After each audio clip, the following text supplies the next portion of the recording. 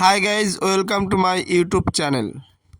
আজকের ভিডিওতে তোমাদেরকে দেখাবো নতুন পদ্ধতিতে ধান কাটা ও ঝেড়ে দেওয়া। আগের দিনে যেই কাজটি 10 জন মিলে 10 দিনে করত, এখনকার দিনে নতুন প্রযুক্তি ব্যবহার করে মানুষ একদিনেই সেই কাজটি কমপ্লিট করতে পারে। তো তোমাদেরকে সেটাই এখন দেখাতে চলছে। চলো দেখা যাক কী করে কাজ করছে।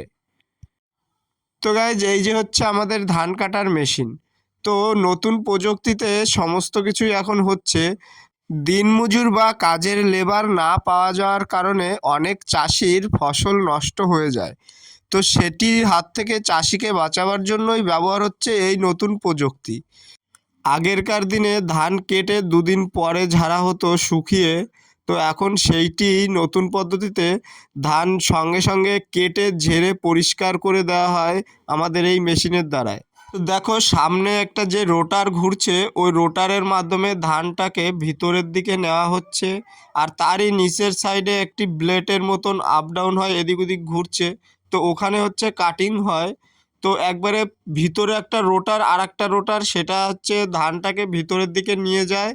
নিয়ে গিয়ে একদম সাইড করে দিয়ে ঝেড়ে পরিষ্কার করে খড়টাকে আলাদা করে দেওয়া হয় ও ধানটাকে আলাদা চেম্বার মতন করা থাকে, সেখানে থাকে। পরবর্তীতে ওই চেম্বার থেকে ধানটাকে বস্তায় বা চাষির ট্রলি গাড়ি যেভাবে নেবে সেইভাবে তাকে দেওয়া হয়।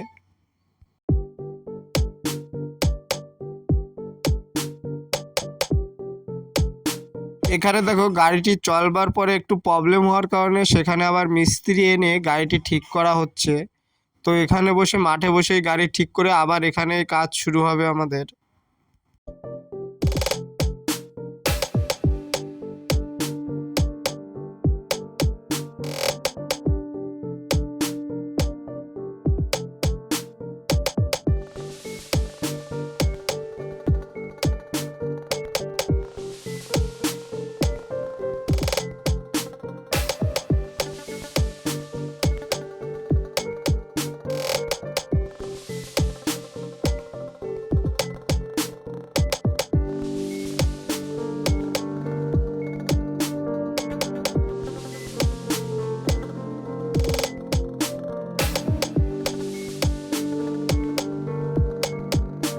তো গাইজ, আমাদের গাড়ি ঠিক হতে সন্ধ্যা হয়ে গেছে। তো দেখছো যে গাড়ি ঠিক হয়ে গেছে, এখন চলছে।